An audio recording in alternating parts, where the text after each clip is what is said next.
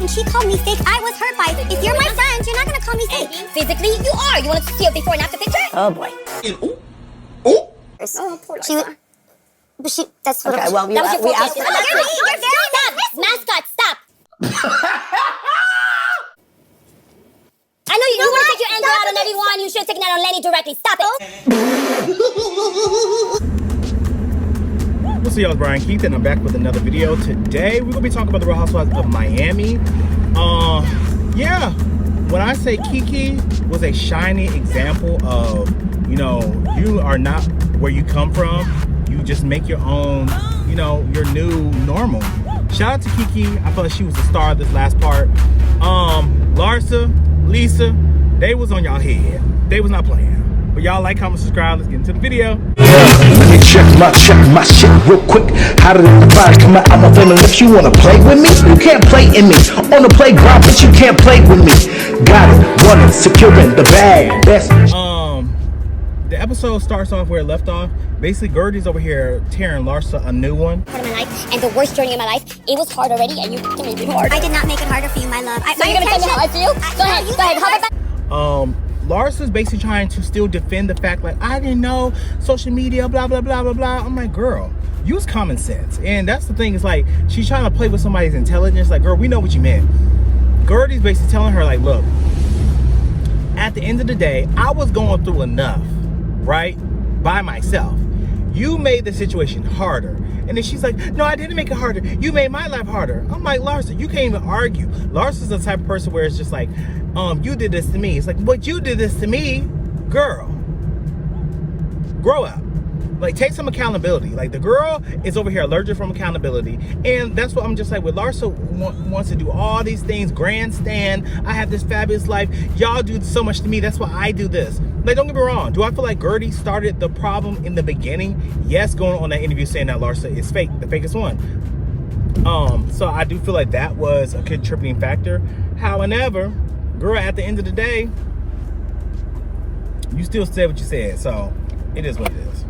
Lisa tried to chime in like, well, you know, Gertie, she tried to, and then Gertie was like, girl, hush. You over here always want to chime in, give your, you need to give your opinion about stuff. Like, girl, nobody was talking to you.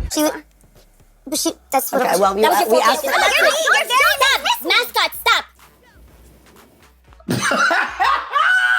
Gertie told her, she said, go ahead and defend your friend, Mascot. I said, not Mascot. Ooh. She said, go ahead and defend your friend, Mascot. Go ahead. That's what you want to do. Go ahead and say she right. Mascot. When I say Lisa, literally this season's Miami and Miami, Larsa and Lisa got it. And Beverly Hills, I feel like Dorit was over here just getting tore every which way but loose. So they get on Kiki's backstory, right?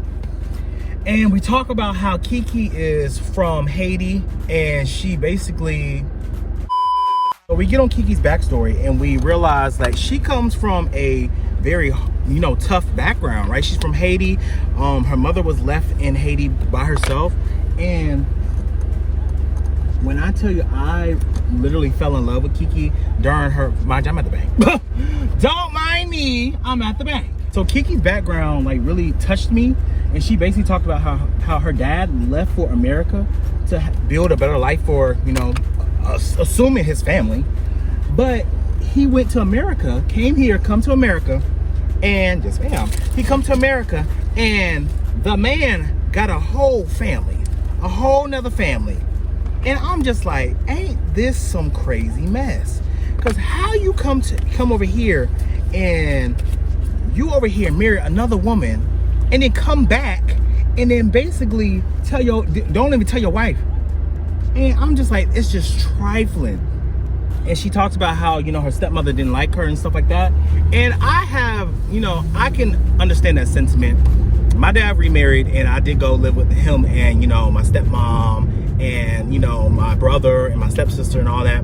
But I did feel like the black sheep. I felt like, you know, I definitely knew for a fact. She made it known. My stepmom made it known that she did not fuck with me, and she did not like me. It was her kids, or, you know, that's it. She tolerated my older sister.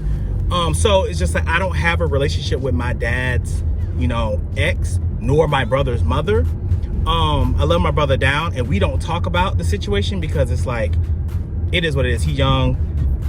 Like, it's not really his place to know what happened beforehand. If he asks, he asks. But I'm not going to voluntarily bring up this information. Now, I don't hold hatred in my heart, but she's just not my type of chick. Like, she's not married to my dad. I don't owe her anything. She's not, you know, she's nothing to me, to be honest, but my brother's mom. So I understand that sentiment. She felt like, you know, the stepmom didn't like me. My dad was just like, whatever, kick her out the house. And it's crazy that your own flesh and blood, you kick her out the house because she wanted to model. The girl, Kiki, is one of the most stunning women on Bravo. And I hope to God that they give her a full-time slot, because Kiki, literally, we don't know that much about Kiki besides what she showed on at the reunion. You know, and she talked about her backstory, and it's such a compelling backstory. And she talks about, you know, feeling insecure in the group and why the women didn't come to her event. Beautiful life. Like, I live in a 2-bedroom, and my daughter literally sleep with me. And I never really throw a birthday party for my kids because I never have that opportunity. Mind you, we all saw that when the fashion show, nobody came to her event besides Julia and Adriana. And they were like, well, you know, Gertie had to do this, Nicole had to do this. Regardless of the fact, y'all didn't support that woman. So you could say that I didn't do this, I didn't do that, which is fine. She still wasn't supported, regardless. So it's just funny that we be like, well, you know, after I had all these things to do, that's fine. But the fact is that nobody showed her to what she had to throw, and she already felt like, you know, I don't come from wealth. I built everything off my back. And, you know, right now I live in Miami. I have a 2-bedroom. My daughter has 1. And, you know, she talks about bringing her mother to America and, you know, being able to pay for her lifestyle plus her mother's lifestyle. And, like, my hat goes off to Kiki, because Kiki, I feel like she is one of the women that is like, she is self-made, built herself from the ground up. And I feel like it's not that much, I feel like they don't get their flowers. I never invite you. Like, I never feel like financially, like the money I'm saving for my kids, I just don't want to throw it. So I want to give Kiki her flowers. Shout out to her. So, you know, Alexia and Larsa are really going back and forth because Alexia feels like Larsa is a liar. And that was the theme throughout this whole thing. And, you know, they talk about, why was Julia and Alexia's relationship so important? And does Adriana feel like, you know, was it fake? I do feel like a little bit of it was a little produced. Julia knew that she had to create more of a amends with the ladies in the group. And she knew that one of the adversaries was Marisol and Alexia. So she already knew, okay, cool. I vote with Julia. She think like this: I don't fuck with Marisol, but I can tolerate Alexia. They went out on their little friend date. Excuse me. Hit it off. Everything was cool. I do feel like Adriana started feeling jealous. And not only did she feel jealous, she did not like the fact that when all that stuff happened, when they brought Ana Quincoces to the thing, where she was saying, hey, at the end of the day, I feel like you were wrong with the part that you played, which was damn near the whole part.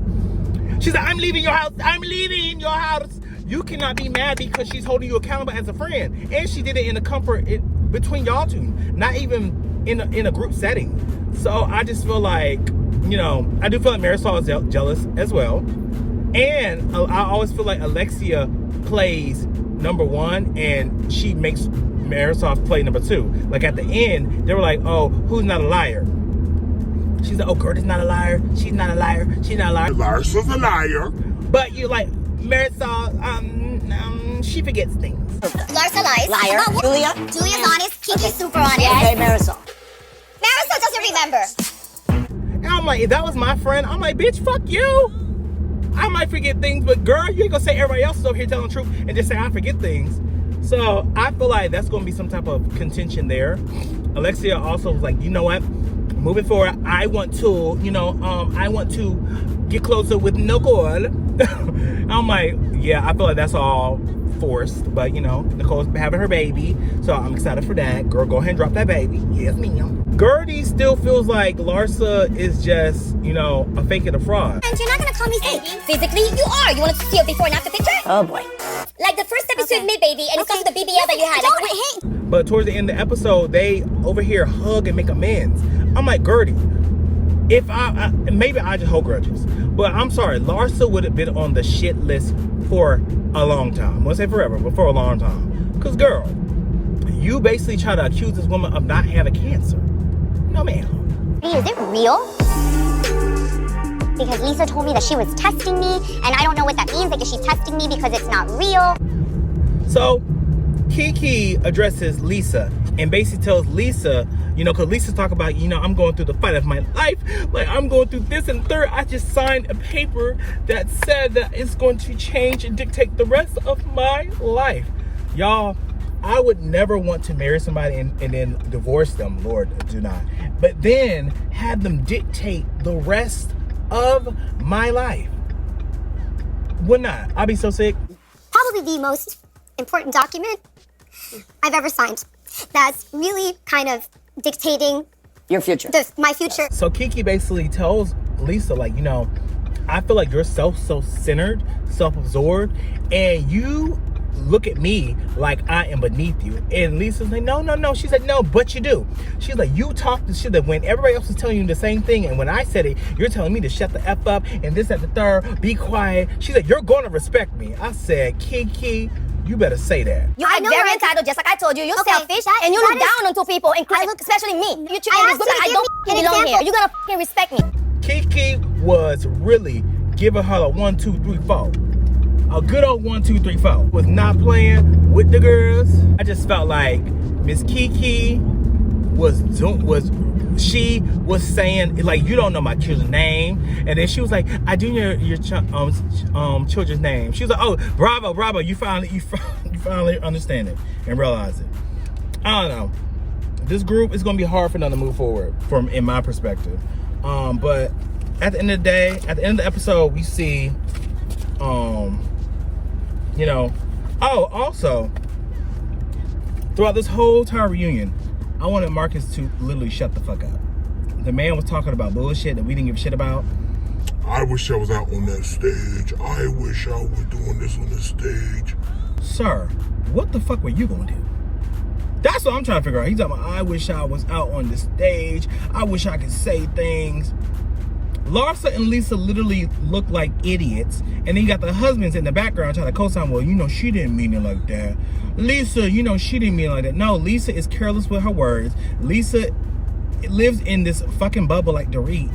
And then they don't even educate themselves. And it's not our fault. It's not our job. Or I don't have the bandwidth to try to educate you on how to treat people. If we have to learn how to treat people, then bitch, I ain't know that. But girl, you gotta learn how to treat people too. That's what I think is just so funny. Well, and then you hear when Kiki's over here scolding Lisa, she's like, well, when is your daughter's birthday? I want to, girl, don't do it. Don't do it because I said it. Do it because you want to do it. Don't do it because I said so. I don't know. At the end of the day, you know, like I said, Gertie and Larsa, they make up. And then at the end of the episode, Julia, you know, everybody's doing their toes. Julia gets up and she starts singing opera.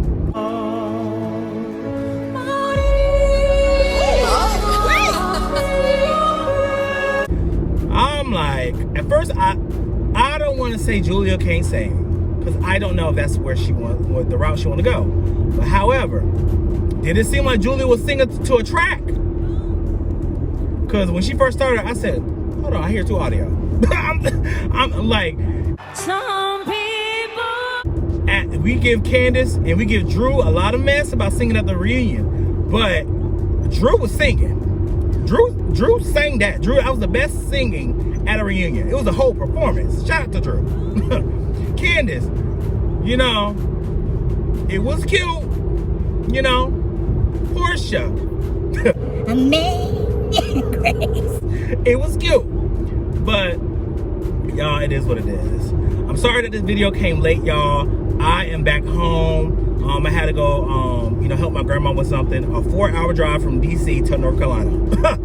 Trust me, I am tired. Literally tired. But y'all, hope you guys like and enjoy the video. Like, comment, subscribe, and I'll see you guys in the next video. Peace. Brian Keith, LG, Black Butte. Bet you didn't know we the Holy Trinity. Now let a God stop a y'all and break your ear here. Step into the room and get up in the bed. It tastes sweet, that's cause I'm good. It tastes sour cause I'm better than the hood.